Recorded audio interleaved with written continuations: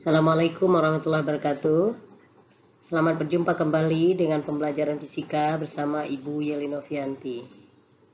Kali ini kita akan belajar tentang listrik statis, khususnya gaya elektrostatis. Untuk itu, mari kita perhatikan video berikut ini.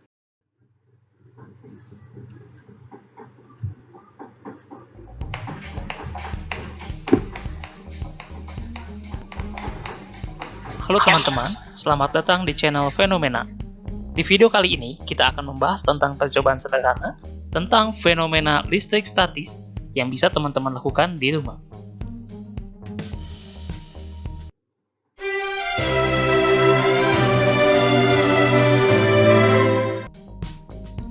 Sebelum dimulai, silahkan klik tombol subscribe biar channel ini semakin banyak videonya. Untuk percobaan yang pertama, teman-teman bisa siapkan balon, lalu tinggal digosok-gosokkan saja ke rambut, kayak gini nih. Nanti rambutnya bakal berdiri, atau teman-teman bisa tempelkan balon tadi ke langit-langit rumah teman-teman. Kayak gini jadinya. Bisa nempel loh balonnya. Nah, bisa dicoba berkali-kali. Nah, ini bukan balon terbang, ini balon yang menggunakan listrik statis untuk menempel di langit-langit rumahnya.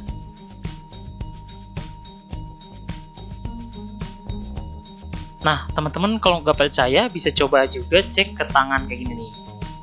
Nah, bisa nempel ke tangan kayak gini. Asik banget kan buat coba di rumah. Karena adanya listrik statis tadi, balon ini bisa nempel di tangan kayak gini dan nggak jatuh kalau digoyang-goyang sedikit kayak gini. Oke, next. Untuk percobaan berikutnya, ini gampang banget, tinggal disiapkan botol dan 2 buah sedotan kayak gini. Dan usahakan sedotannya itu sedotan yang bengkok ya, biar setahu saya sih ini paling gampang untuk menghasilkan listrik statis.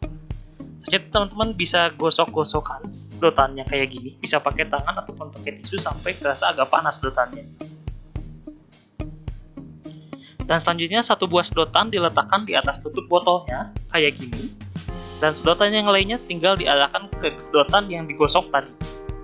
Bisa kelihatan, sedotannya bisa gerak sendiri karena adanya gaya tolak-menolak antara muatan yang sama pada listrik statis ini. Nah, bisa dicoba aja teman-teman ya, ini gampang banget soalnya.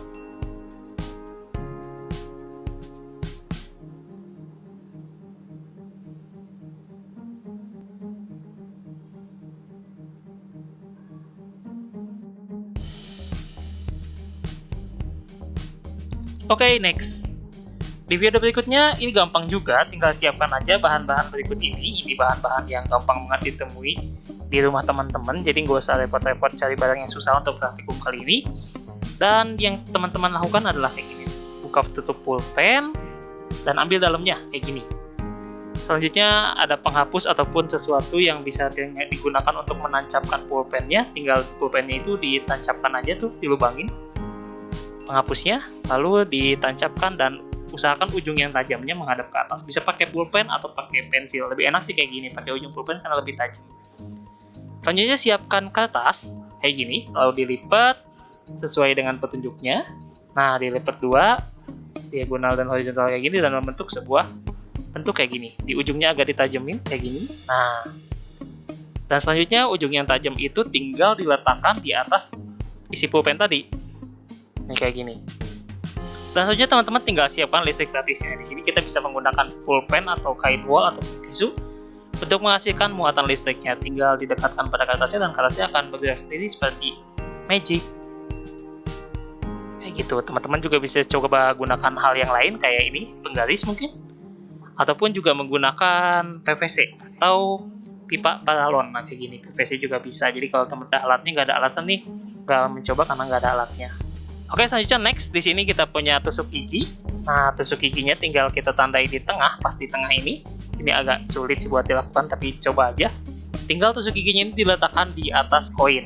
Nah, selanjutnya teman-teman kalau punya toples plastik tinggal ditutup menggunakan toples plastik kayak gini dan tinggal didekatkan muatan listriknya ke toples tersebut. Nih, lihat di tusuk giginya itu bisa gerak sendiri karena adanya muatan listrik dari yang teman-teman dekatkan.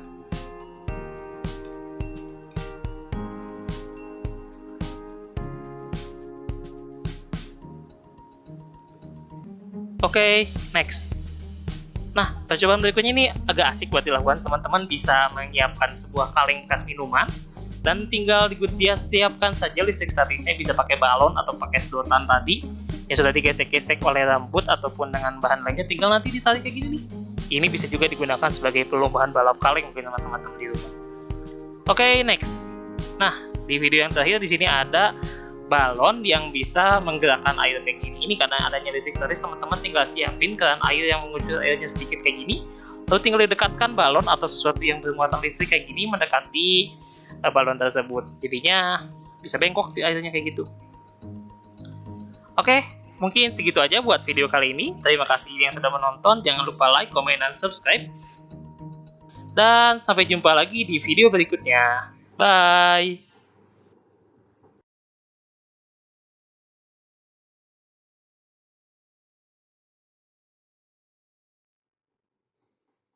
Dari video tadi, kita bisa menyimpulkan bahwa listrik statis adalah hasil penumpukan muatan listrik yang terjadi ketika dua buah benda yang bukan logam bergesekan, seperti menggosok balon dengan rambut.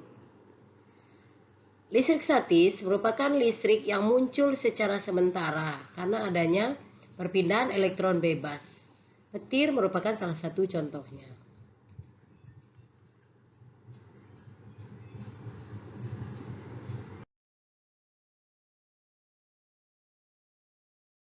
Dari keterangan tadi, berarti ada istilah muatan listrik. Nah, muatan listrik itu ada dua jenis, yang pertama positif, yang kedua negatif. Interaksi kedua muatan listrik itu dapat kita lihat sebagai berikut. Jika muatan positif dengan positif, dia akan tolak-menolak karena mereka sejenis. Jika negatif dengan negatif, juga akan sama, mereka akan saling tolak-menolak. Atau positif dengan negatif, mereka akan saling mendekat. Nah, karena mereka tarik-menarik, berlawanan jenis. Jadi kalau kita perhatikan, jika ada dua buah muatan yang sejenis, dia akan tolak-menolak, itu fitrahnya ya.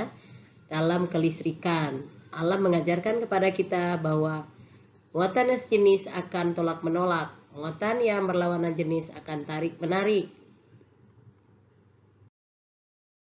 Kemudian, bagaimana kita menghitung gaya tarik antara dua buah muatan, baik yang sejenis maupun yang tidak sejenis?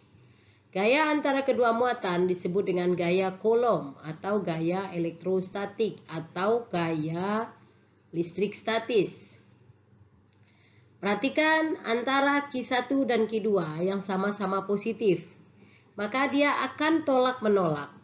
Pada muatan Q1 terjadi gaya F1,2 karena disebabkan oleh muatan 2. Jadi Q1 ditolak oleh muatan 2, dia akan mengalami gaya F1,2. Kemudian pada Q2 terjadi F2,1 karena yang mengalami muatan 2 ditolak oleh muatan 1. Besar gaya antara keduanya adalah ini.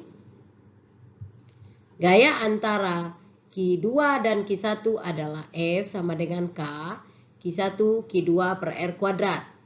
Jadi gaya Coulomb atau gaya listrik antara dua buah muatan tergantung kepada muatan itu dan dibagi dengan kuadrat jarak antara kedua muatan kalau jaraknya R. Jadi F sama dengan K, Q1 kali Q2 per R kuadrat. Karena gaya adalah vektor, maka jadi kalau muatan itu berbeda jenis seperti ini, maka dia akan tarik-menarik, maka arah gayanya saling mendekati. Pada muatan 2 terjadi F21, pada muatan 1 terjadi F12 yang saling mendekati arahnya. Besar gaya jika di antara kedua muatan ini ada bahan, namanya gaya F dibagi epsilon R. Jika ada bahan di antara kedua muatan. Tapi jika tidak ada, F sama dengan K, Q1, Q2 per R kuadrat. Di mana F adalah gaya tarik atau gaya tolak. Kalau dia positif-positif, gaya tolak. Kalau negatif-negatif, gaya tolak. Kalau positif-negatif, gaya tarik-menarik. Q adalah muatan, satuannya coulomb. Kemudian R adalah jarak kedua muatan, satuannya meter. K adalah konstanta kelistrikan, nilainya 9 kali 10 pangkat 9 Newton meter kuadrat per coulomb kuadrat. Epsilon R adalah permitivitas relatif bahan. Perhatikan bagaimana kalau muatannya lebih dari 2. Jadi kalau muatannya 1, F-nya cuma semacam aja, K, Q1, Q2 per R kuadrat. Kalau muatannya 2. Kalau muatannya lebih dari 2, maka prinsip vektor, maka terjadi resultan gaya.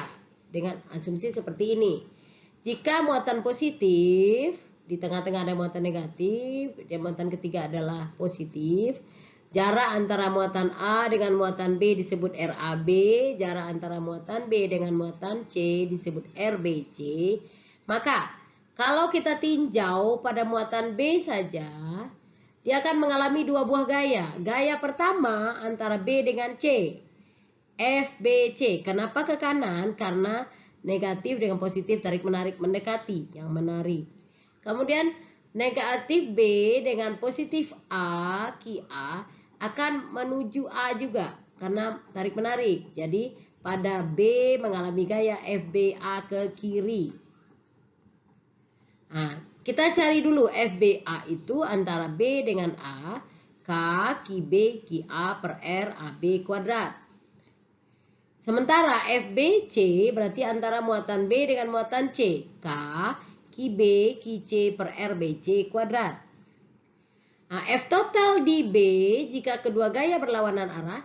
Jadi kalau posisinya muatan negatifnya di tengah seperti ini, pada muatan B terjadi gaya FBC ke kanan dikurang FBA ke kiri. FBC dikurang FBA. Jadi berapa tadi nilai FBC dikurangkan dengan nilai FBA. Kalau seandainya kita cari gaya lain, seandainya negatif ini bukan negatif tapi positif, atau di sebelah sini negatif, terbentuk gaya. Jika gaya kedua gaya searah, maka F pada B sama dengan FBA ditambah FBC. Begitu juga jika dua-dua buah gaya, jika kedua buah gaya pada B ini bernilai 0, maka artinya FBA sama dengan FBC. Catatan dengan syarat arah kedua gaya saling berlawanan. Ya. Terus, bagaimana kalau gaya membentuk sudut? Jadi kalau muatannya membentuk sudut, ada Q1, Q2, Q3. Kita ingin melihat misalnya pada muatan Q3 ada gaya berapa apa aja gitu. Pertama, pada Q3 terbentuk gaya F1 nih, F31. Pada Q3 berinteraksi dengan Q2 terbentuk gaya F32. Gaya elektrostatik total pada Q3 adalah resultan gaya akibat muatan 1 dengan resultan gaya dengan gaya pada muatan 2 karena mereka membentuk sudut. Nih, sudut antara F1 dengan F2 ini disebut dengan alfa. Maka gaya resultan pada muatan 3 sama dengan gaya yang disebabkan oleh muatan 1 di kuadrat ditambah gaya yang disebabkan oleh muatan 2 di kuadrat tambah 2 kali gaya oleh muatan 1 dikali gaya oleh muatan 2. Kos sudut antara gaya 1 dan gaya 2 diakarkan seperti menghitung vektor. Nah, kita lihat contoh soal. 3 buah titik A, B, dan C terletak segaris. Jarak AB 1 meter. Ini AB 1 meter. BC 3 meter. Pada masing-masing titik terdapat muatan listrik QA 2 mikrocoulomb. QB min 3 mikrocoulomb berarti negatif. QC 3 mikrocoulomb positif. Tentukan gaya coulomb pada muatan di titik B. Nah, di titik B. Kita tentukan gayanya. Pertama, antara muatan B dengan muatan A, dia akan tarik menarik. Karena mengalami B, kita bikin arah gaya dari B. B menuju A. Gini, FBA. Kemudian antara B dengan C, dia juga ditarik oleh muatan C. Karena yang mengalami adalah B, jadi FBC. Nah, Diketahui RAB 1 meter, RBC 3 meter. QA-nya adalah 2 mikro. Mikro itu 10 min 6, 2 kali 10 min 6 kolom. QB-nya 3 mikrokolom. QC-nya 3 mikrokolom. Jadi 3 kali 10 min 6 kolom. Nah, ditanya berapakah gaya pada B ini? Berapa FB? Kita jawab. FB sama dengan FBC ke kanan dikurang FBC ke kiri. Nah, FBC berarti K, QB, QC per R, BC kuadrat. FBA, ini maaf terbalik.